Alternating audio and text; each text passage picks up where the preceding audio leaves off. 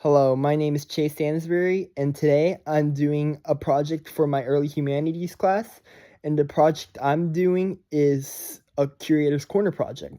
A Curators Corner project is where you describe one singular artifact, and the artifact I have chosen is from ancient China, actually. And the way I'll describe it is when it was made, why was it, I guess, what was it intended for, and etc. And I'll go into other details about it. So yeah, I hope you enjoy.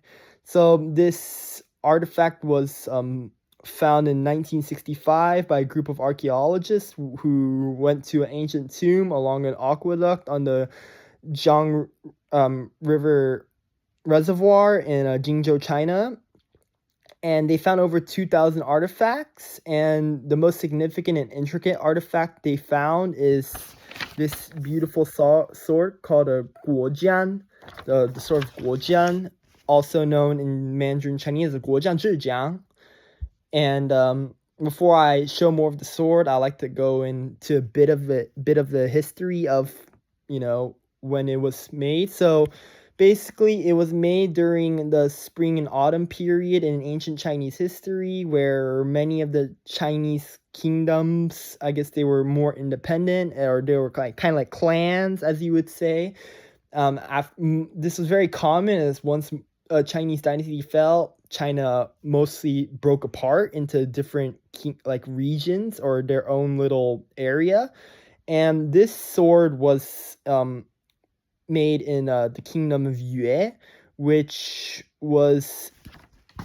is located around the Yangtze River on Shanghai. You have Jiangsu province, which is famous for the city of Nanjing, and Zhejiang province, which is famous for the city of Ningbo.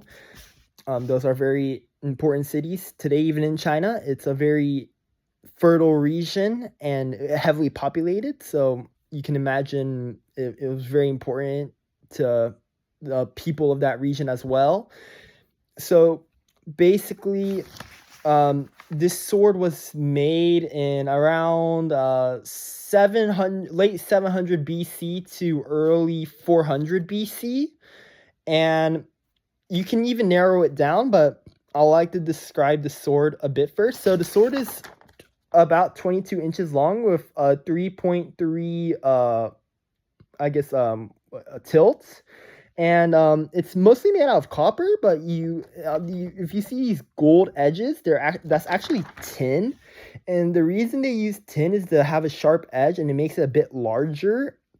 And the reason they did that is because whoever owned the sword, they made sure it was easier to kill the enemies faster and slice them like butter. So I think that's pretty cool. And you can also see these really cool patterns. Actually, these patterns are kind of dark and light, as you can see. But you can see these in the back and the front. It's the exact same. And you also see 8 Chinese characters. Now, why would you put 8 Chinese characters on a sword? Well, the sword was intended for like I said, the king of Yue. But actually at first they only knew 6 out of the 8 Chinese characters because the old Chinese characters were not really easily read and they didn't know what it meant. But later on they found out that it was for the king of Guojian, so they found out the name, so they named the sword of Guojian. And that's basically the basic of it. It basically says the intended purpose for the king of Yue, and he is for his personal use. And yeah, it's basically it. And then you also have a bluish guard that's actually made out of blue crystal and turquoise, which I feel like is really unique, as most guards, in my opinion, don't have like a unique coloring like that. So I think that's very, very cool and very, very unique. So yeah, now I'd like to talk about I guess Guojian a bit more. And yeah, so like I said, I've mentioned earlier, this sword was made around late 700 BC to 400, I guess early 400 BC. Like I said, so since the sword was intended for him, this is Guojian. The sword could have been made, I guess, a bit, you can narrow it down from about 496 BC to about 465 BC, as that's when he ruled. It may be a bit more earlier, as the sword was made for him. So that's around the range. You can narrow it down a bit more, but it could have been made earlier. Who knows? But yeah, that's the most common, I guess, answer. But he was I like to describe what he did for the kingdom. So basically, he was a very unique king. Actually, he ate like a peasant because he was once captured by the another kingdom, the kingdom of Wu. But he eventually got released, but he felt so embarrassed and felt so ashamed that he started eating like a peasant. And because of that, he got a nice sword in exchange for eating like a peasant, and that's why they specifically made the sword for him, to make it nice like that.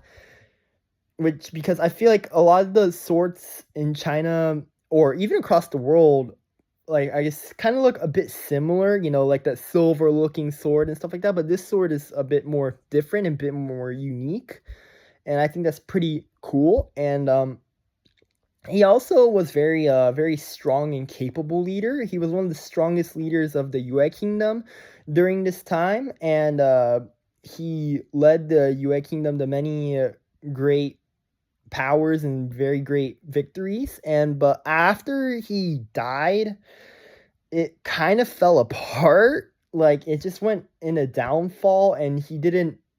I guess, like, his son took over, and it just didn't do as well, and eventually it would just fall, which is unfortunate, but that's how most kingdoms in China worked back then. But yeah, that was my Curator's Corner. So I hope you enjoyed, and thank you for listening. And I will also put the sources in the description. So yeah, thank you so much.